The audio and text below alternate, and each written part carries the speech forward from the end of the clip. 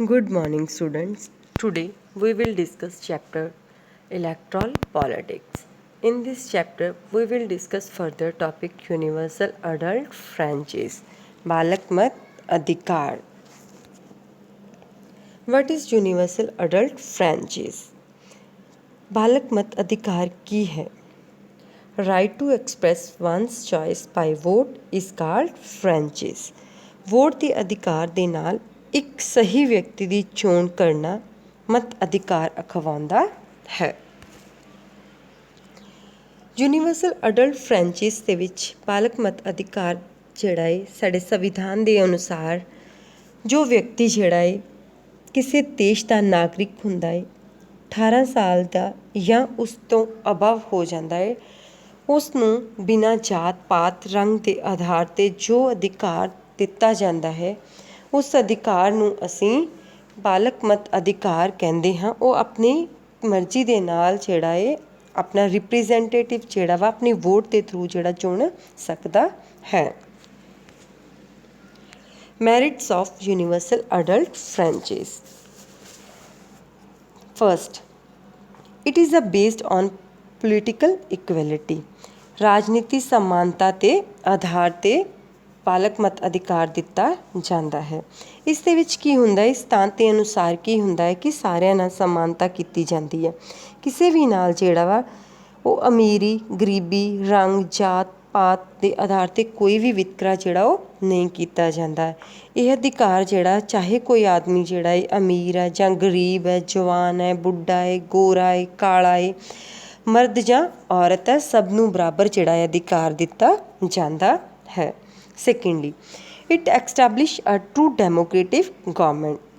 Democratic government ਦੇ ਵਿੱਚ ਕੀ ਹੁੰਦਾ ਹੈ ਉਹ ਕੀ ਆ ਉਸ ਵਿੱਚ ਕਿਹੜੀ ਆ ਮੋਸਟਲੀ ਜਿਹੜੀ ਗੌਰਮੈਂਟ ਜਿਹੜੀ ਹੁੰਦੀ ਆ ਉਹ ਕੀ ਹੁੰਦੀ ਆ democratic government of people by the people for the people.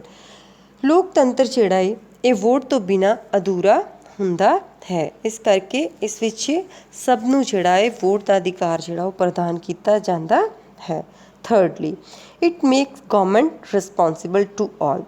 ਜਿੱਥੇ ਜਿਹੜੇ ਪਰਸਨ ਨੇ ਆਪਣਾ ਜਿਹੜਾ ਰਿਪਰੈਜ਼ੈਂਟੇਟਿਵ ਜਿਹੜਾ ਹੈ ਉਹ ਸਿਲੈਕਟ ਕਰਦੇ ਨੇ ਆਪਣੇ ਵੋਟ ਦੇ ਥਰੂ ਉਹ ਰਿਪਰੈਜ਼ੈਂਟੇਟਿਵ ਜਿਹੜਾ ਲੋਕਾਂ ਦੇ ਪ੍ਰਤੀ ਜ਼ਿੰਮੇਵਾਰ ਹੁੰਦਾ ਹੈ ਉਹਨਾਂ ਦੇ ਵਰਕ ਨੂੰ ਪੂਰੀ ਰਿਸਪੋਂਸੀਬਿਲਿਟੀਜ਼ ਦੇ ਨਾਲ ਜਿਹੜਾ ਹੈ ਨਿਭਾਉਂਦਾ ਹੈ. ਇਸ ਕਰਕੇ ਜਿਹੜਾ ਹੈ ਯੂਨੀਵਰਸਲ ਅਡਲਟ ਫਰੈਂਚਾਈਜ਼ ਜਿਹੜਾ ਹੈ ਇੱਕ ਇੰਪੋਰਟੈਂਟ ਰੋਲ ਅਦਾ ਕਰਦਾ ਹੈ ਡੈਮੋਕ੍ਰੇਟਿਕ ਗੌਰਮੈਂਟ ਦੇ ਅੰਡਰ. ਨੈਕਸਟ ਐਜੂਕੇਸ਼ਨ ਕੁਆਲੀਫਿਕੇਸ਼ਨ ਕੀ ਰੋਲ ਅਦਾ ਕਰਦੀ ਹੈ ਕਿਸੇ ਵੀ ਡੈਮੋਕ੍ਰੇਟਿਕ ਗੌਰਮੈਂਟ ਦੇ ਵਿੱਚ. ਕੁਝ ਡੈਮੋਕ੍ਰੇਟਿਕ ਗੌਰਮੈਂਟਸ ਕਹਿੰਦੀਆਂ ਨੇ ਕੰਟਰੀਜ਼ ਦੇ ਵਿੱਚ ਕਹਿੰਦੇ ਨੇ ਕਿ ਕੁਆਲੀਫਿਕੇਸ਼ਨ ਦਾ ਹੋਣਾ ਬਹੁਤ ਜ਼ਰੂਰੀ ਹੈ. ਪਰਸਨਸ ਜਿਹੜੇ ਉਹ ਪੜ੍ਹੇ ਲਿਖੇ ਹੋਣੇ ਚਾਹੀਦੇ ਨੇ. ਕਿਹੜੇ ਵੋਟਰ ਔਰ ਕੈਂਡੀਡੇਟ ਜਿਹੜੇ ਕੀ ਆ ਵੋਟਾਂ ਦਿੰਦੇ ਨੇ ਅਤੇ ਵੋਟਾਂ ਦੇ ਵਿੱਚ ਹਿੱਸਾ ਲੈਂਦੇ ਨੇ ਰਿਪਰੈਜ਼ੈਂਟੇਟਿਵ ਰੂਪ ਦੇ ਵਿੱਚ ਜਿਹੜਾ ਵਰਕ ਕਰਦੇ ਨੇ. ਬਟ ਦੂਸਰੀ ਸਾਈਡ 'ਤੇ ਜਿਹੜੇ ਆ ਕੁਝ ਕੰਟਰੀਜ਼ ਜਿਹੜੇ ਆ ਉਹ ਕੀ ਕਹਿੰਦੇ ਨੇ ਕਿ ਇਸ ਸਿਧਾਂਤ ਦੇ ਨਾਲ ਉਹ ਸਹਿਮਤ ਨਹੀਂ ਆ. ਉਹ ਜਿਹੜਾ ਹੈ ਕੁਆਲੀਫਿਕੇਸ਼ਨ ਨੂੰ ਜਿਹੜਾ ਮਸਟ ਨਹੀਂ ਮੰਨਦੇ. ਉਹ ਕਿਉਂ ਨਹੀਂ ਮੰਨਦੇ ਇਸ ਦੇ ਕੁਝ ਰੀਜ਼ਨ ਨੇ. ਜਿਸ ਤਰ੍ਹਾਂ ਕਿ ਇੰਪੀਰੀਅਲਿਸਟਿਕ ਕੰਟਰੀਜ਼ ਨੇ ਜਿਹੜੇ ਉਹ ਇਗਨੋਰ ਕਰਦੇ ਨੇ ਐਜੂਕੇਸ਼ਨ ਨੂੰ. ਕਿਉਂਕਿ ਉਹਨਾਂ ਦੇ ਕੋਲ ਜਿਹੜੇ ਆ ਫਾਈਨਾਂਸ ਦੀ ਜਿਹੜੀ ਆ ਪ੍ਰੋਬਲਮਸ ਹੁੰਦੀਆਂ ਨੇ ਆਪਣੇ ਸ਼ਾਸਨ ਪ੍ਰਬੰਧ ਨੂੰ ਅੱਛੀ ਤਰ੍ਹਾਂ ਜਿਹੜਾ ਉਹ ਚਲਾ ਨਹੀਂ ਸਕਦੇ. ਇਸ ਤਰ੍ਹਾਂ ਕੀ ਹੁੰਦਾ ਕਿ ਲੋਕਾਂ ਨੂੰ ਜਿਹੜਾ ਵਾ ਆਜ਼ਾਦ ਜਿਹੜਾ ਦੇਸ਼ ਹੈਗਾ ਉਸ ਦੇ ਵਿੱਚ ਜਿਹੜਾ ਇਹ ਬਰਾਬਰ ਦਾ ਅਧਿਕਾਰ ਉਹ ਨਹੀਂ ਮਿਲਦਾ. ਜੇਕਰ ਉਹਨਾਂ ਨੂੰ ਬਰਾਬਰ ਦਾ ਅਧਿਕਾਰ ਨਹੀਂ ਮਿਲੇਗਾ ਤਾਂ ਇੱਕ ਡੈਮੋਕ੍ਰੇਟਿਵ ਗੌਰਮੈਂਟ ਜਿਹੜੀ ਆ ਉਹ ਇੱਕ ਸਕਸੈਸਫੁਲ ਗੌਰਮੈਂਟ ਜਿਹੜੀ ਉਹ ਨਹੀਂ ਬਣ ਸਕਦੀ. ਸੈਕੰਡਲੀ ਮੰਨਿਆ ਜਾਂਦਾ ਹੈ ਕਿ ਐਜੂਕੇਸ਼ਨ ਦਾ ਜਿਹੜਾ ਵਾ ਉਹ ਮਸਟ ਇਸ ਨਾਲ ਕੋਈ ਸੰਬੰਧ ਨਹੀਂ ਹੈਗਾ ਕਿ ਕਿਸੇ ਵੀ ਕਿਸਮ ਦੀ ਜਿਹੜੀ ਆਪਾਂ ਜੋਬ ਲੈਂਦੇ ਹਾਂ ਪੋਲੀਟਿਕਸ ਦੇ ਅੰਡਰ ਜਿਹੜੀ ਜੋਬ ਮਿਲਦੀ ਹੈ ਸਾਨੂੰ ਇੱਕ ਰਾਜਨੀਤੀ ਦੇ ਅੰਡਰ ਜਿਹੜੀ ਜੋਬ ਮਿਲ ਰਹੀ ਆ ਉਹਦੇ ਨਾਲ ਕੋਈ ਵੀ ਸਟੱਡੀ ਦਾ ਕੋਈ ਕੁਆਲੀਫਿਕੇਸ਼ਨ ਦਾ ਕੋਈ ਵੀ ਜ਼ਿਆਦਾ ਜਿਹੜਾ ਵਾ ਇੰਪੋਰਟੈਂਟ ਰੋਲ ਨਹੀਂ ਆ. ਫੋਰ ਐਗਜ਼ਾਮਪਲ ਜਿਵੇਂ ਕਿ ਕ੍ਰਿਕਟਰ ਜਿਹੜਾ ਹੈ ਉਹਨੂੰ ਉਹਦੀ ਅਬਿਲਿਟੀ ਜਿਹੜੀ ਆਪਾਂ ਉਹਦੀ ਪਲੇਗਰਾਊਂਡ ਦੇ ਵਿੱਚ ਜੋ ਆਪਣੀ ਜਿਹੜੀ ਪਰਫਾਰਮੈਂਸ ਕਰਦਾ ਉਸ ਦੇ ਅਕੋਰਡਿੰਗਲੀ ਉਹ ਆਪਾਂ ਦੇਖਦੇ ਹਾਂ, ਨਾ ਕਿ ਉਸ ਦੀ ਜਿਹੜੀਆਂ ਡਿਗਰੀਜ਼ ਨੂੰ ਲੈ ਕੇ ਦੇਖਦੇ ਹਾਂ। ਇਸੇ ਤਰ੍ਹਾਂ ਹੀ ਪੋਲੀਟਿਕਸ ਦੇ ਵਿੱਚ ਇੱਕ ਜਿਹੜਾ ਹੈ ਰਿਪਰੈਜ਼ੈਂਟੇਟਿਵ ਜਿਹੜਾ ਵਾ ਉਹਦੀ ਪਰਫਾਰਮੈਂਸ ਦੇ ਥਰੂ ਹੀ ਜਿਹੜਾ ਅਸੀਂ ਉਸਦੇ ਜਿਹੜੇ ਵਰਕ ਨੂੰ ਜਿਹੜਾ ਵਾ ਮੈਜ਼ਰ ਕਰ ਸਕਦੇ ਹਾਂ। ਥਰਡਲੀ ਕਹਿੰਦੇ ਕਿ ਜਿਹੜਾ ਹੈ ਐਕਸਪੀਰੀਅੰਸ ਪਰਸਨ ਜਿਹੜਾ ਹੈ ਉਹਦਾ ਹੋਣਾ ਜ਼ਰੂਰੀ ਹੈ, ਨਾ ਕਿ ਇੱਕ ਪੜ੍ਹੇ ਲਿਖੇ ਜਿਹੜੇ ਪਰਸਨ ਦਾ ਹੋਣਾ ਜ਼ਰੂਰੀ ਆ।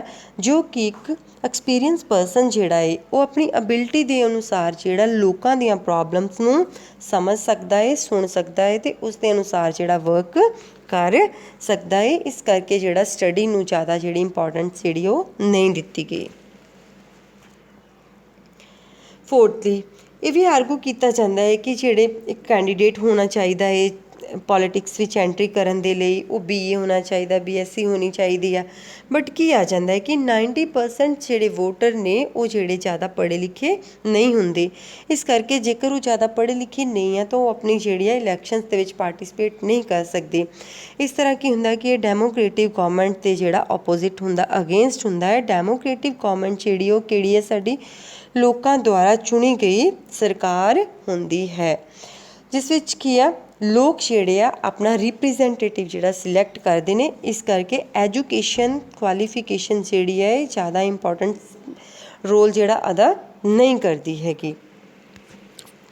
Further topic techniques and method in elections ਦੇ ਵਿੱਚ ਜਿਹੜੀਆਂ ਆਪਾਂ ਚੋਣ ਪ੍ਰਕਿਰਿਆ ਦੇ ਵਿੱਚ ਜਿਹੜੀਆਂ ਤਕਨੀਕਸ ਅਤੇ ਤਰੀਕੇ ਜਿਹੜੇ ਵਰਤੇ ਜਾਂਦੇ ਨੇ ਉਹਨਾਂ ਦਾ ਵਿਸਥਾਰ। ਫਸਟ ਸਭ ਤੋਂ ਪਹਿਲਾਂ ਕੀ ਕੀਤਾ ਜਾਂਦਾ ਹੈ ਕਿ ਪੋਸਟਿੰਗ ਕੀਤੀ ਜਾਂਦੀ ਹੈ। ਜਦੋਂ ਕਿ ਇਲੈਕਸ਼ਨਸ ਦੇ ਦਿਨ ਜਿਹੜੇ ਆ ਨੇੜੇ ਆ ਜਾਂਦੇ ਨੇ, ਕੈਂਪਨਿੰਗ ਕੀਤੀ ਜਾਂਦੀ ਆ। ਪਾਰਟੀਸ ਵਰਕਰ ਜਿਹੜੇ ਹੁੰਦੇ ਆ ਉਹ ਕੀ ਕਰਦੇ ਨੇ, ਫੋਟੋਗ੍ਰਾਫਸ ਨੂੰ ਜਿਹੜੇ ਆ ਜਾਂ ਪੋਸਟਰ ਜਿਹੜੇ ਆ ਉਹਨਾਂ ਨੂੰ ਪ੍ਰਿੰਟ ਕਰਵਾ ਕੇ ਜਿਹੜੇ ਆਪਣਾ ਮੈਨੀਫੈਸਟੋ ਉਸ ਦੇ ਉੱਪਰ ਲਿਖ ਕੇ ਗਲੀਆਂ ਦੇ ਵਿੱਚ, ਬਾਜ਼ਾਰਾਂ ਦੇ ਵਿੱਚ ਜਿਹੜਾ ਇਹਨਾਂ ਨੂੰ ਸ਼ੋਅ ਕਰਨ ਦੀ ਕੋਸ਼ਿਸ਼ ਕਰਦੇ ਨੇ ਅਤੇ ਦਿਖਾਉਂਦੇ ਨੇ। ਇਹਨਾਂ ਦੇ ਰਾਹੀਂ ਆਪਣੀ ਪਾਰਟੀ ਨੂੰ ਜਿਹੜਾ ਵਾ ਅੱਗੇ ਵਧਾਉਣ ਦੀ ਕੋਸ਼ਿਸ਼ ਕਰਦੇ ਅਤੇ ਜਿੱਤ ਪ੍ਰਾਪਤ ਕਰਨ ਦੀ ਕੋਸ਼ਿਸ਼ ਕਰਦੇ ਨੇ। ਸੈਕਿੰਡ ਮੀਟਿੰਗਸ ਮੋਸਟਲੀ ਜਿਹੜੇ ਆ ਕੈਂਡੀਡੇਟ ਜਿਹੜੇ ਪਾਰਟੀਸਪੇਟ ਕਰਦੇ ਨੇ ਇਲੈਕਸ਼ਨਸ ਦੇ ਵਿੱਚ ਉਹ ਕੀ ਕਰਦੇ ਨੇ, ਉਹ ਕਿ ਮੀਟਿੰਗਸ ਅਟੈਂਡ ਕਰਦੇ ਨੇ। ਮੀਟਿੰਗਸ ਦੇ ਵਿੱਚ ਆਪਣਾ ਮੈਨੀਫੈਸਟੋ ਜਿਹੜਾ ਪ੍ਰੋਗਰਾਮ ਏਜੰਡਾ ਜਿਹੜਾ ਇਹ ਲੋਕਾਂ ਦੇ ਸਾਹਮਣੇ ਰੱਖਦੇ ਨੇ। ਲੋਕਲ ਪਲੇਸਿਸ 'ਤੇ ਜਾਂਦੇ ਨੇ, ਕਲਚਰਸ ਬਾਡੀਜ਼ ਨੂੰ ਜਿਹੜਾ ਵਾ ਉੱਥੇ ਜਾ ਕੇ ਰਿਪਰੈਜ਼ੈਂਟੇਟਿਵ ਕਰਨ ਦੀ ਕੋਸ਼ਿਸ਼ ਕਰਦੇ ਨੇ। ਉਹ ਆਪਣੇ ਜਿਹੜੇ ਆ ਪ੍ਰੋਗਰਾਮਸ ਨੂੰ ਜਿਹੜਾ ਵਾ ਲੋਕਾਂ ਦੇ ਨਾਲ ਜਿਹੜਾ ਵਾ ਡਿਸਕਸ ਕਰਕੇ ਅਤੇ ਆਪਣੀ ਜਿਹੜੀ ਆ ਪਾਰਟੀ ਦੀ ਜਿਹੜੀ ਆ ਉਹ ਕੀ ਆ ਪਾਵਰ ਜਿਹੜਾ ਸਟਰੋਂਗ ਕਰਨ ਦੀ ਕੋਸ਼ਿਸ਼ ਕਰਦੇ ਨੇ, ਤਾਂ ਕਿ ਜਿਹੜਾ ਉਹ ਇੱਕ ਸੱਚੇ ਜਿਹੜੇ ਆ ਰਿਪਰੈਜ਼ੈਂਟੇਟਿਵ ਜਿਹੜੇ ਉਹ ਬਣ ਸਕਣ। ਥਰਡਲੀ ਸਪੀਚ ਦੇ ਥਰੂ ਵੀ ਅਸੀਂ ਕਿਸੇ ਨੂੰ ਜਿਹੜਾ ਇੰਪ੍ਰੈਸ ਕਰ ਸਕਦੇ ਹਾਂ। ਆਪਣੇ ਜਿਹੜੇ ਆ ਕੋਈ ਵੀ ਪਰਸਨ ਜਿਹੜੇ ਆ ਆਪਣੇ ਜਿਹੜੇ ਉਸਦੇ ਥਾਟ ਨੇ ਉਹਨੂੰ ਜਿਹੜਾ ਇੱਕ ਬੋਲਣ ਦੇ ਪ੍ਰਭਾਵ ਦੇ ਨਾਲ ਵੀ ਲੋਕਾਂ ਤੱਕ ਪਹੁੰਚਾ ਸਕਦਾ। ਇੱਕ ਅੱਛਾ ਜਿਹੜਾ ਬੁਲਾਰਾ ਹੈ ਉਹ ਆਪਣੀ ਸਪੀਚ ਦੇ ਥਰੂ ਵੀ ਲੋਕਾਂ ਨੂੰ ਪ੍ਰਭਾਵਿਤ ਜਿਹੜਾ ਉਹ ਕਰ ਸਕਦਾ ਹੈ। ਉਹ ਆਪਣੀਆਂ ਪੋਲਿਸੀਜ਼ ਨੂੰ ਜਿਹੜਾ ਹੈ ਆਪਣੀ ਸਪੀਚ ਦੇ ਥਰੂ ਜਿਹੜਾ ਹੈ ਲੋਕਾਂ ਤੱਕ ਪਹੁੰਚਾਉਂਦਾ ਹੈ, ਆਪਣੇ ਪ੍ਰੋਗਰਾਮ ਨੂੰ ਜਿਹੜਾ ਵਾ ਲੋਕਾਂ ਤੱਕ ਪਹੁੰਚਾਉਂਦਾ ਹੈ, ਜਿਸ ਦੇ ਨਾਲ ਕੀ ਆ ਲੋਕ ਜਿਹੜੇ ਆ ਉਹਨਾਂ ਤੋਂ ਇੰਪ੍ਰੈਸ ਹੁੰਦੇ ਨੇ ਅਤੇ ਉਹਨਾਂ ਨੂੰ ਆਪਣਾ ਵੋਟ ਦੇਣ ਦੇ ਲਈ ਤਿਆਰ ਹੋ ਜਾਂਦੇ ਨੇ।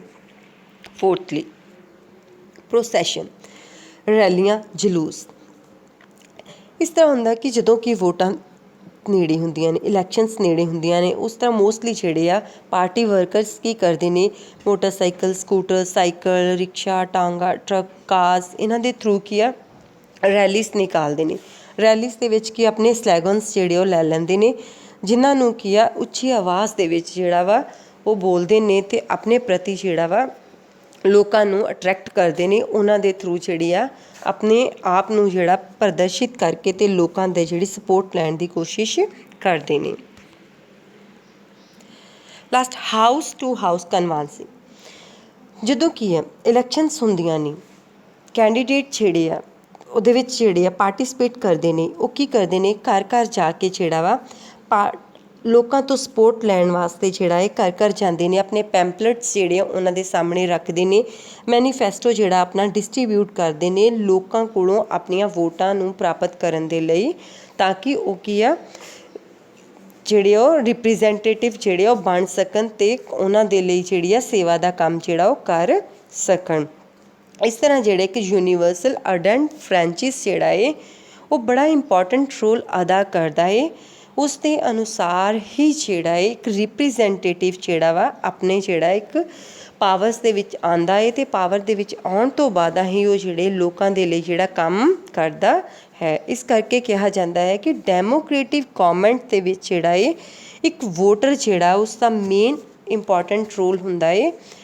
ਅਡਲਟ ਫਰੈਂਚਾਈਜ਼ ਦਾ ਬਹੁਤ ਮਹੱਤਵਪੂਰਨ ਰੋਲ ਹੁੰਦਾ ਏ। ਕਿਉਂਕਿ ਡੈਮੋਕ੍ਰੇਟਿਵ ਗੌਰਮੈਂਟ ਜਿਹੜੀ ਆ ਉਹ ਕੀ ਆ, by the people, for the people, of the people. ਲੋਕਤੰਤਰੀ ਸਰਕਾਰ ਲੋਕਾਂ ਦੀ, ਲੋਕਾਂ ਲਈ, ਲੋਕਾਂ ਦੁਆਰਾ ਚੁਣੀ ਗਈ ਸਰਕਾਰ ਹੁੰਦੀ ਹੈ। ਇਸ ਕਰਕੇ universal adult franchise play important role in this factor. Thank you very much.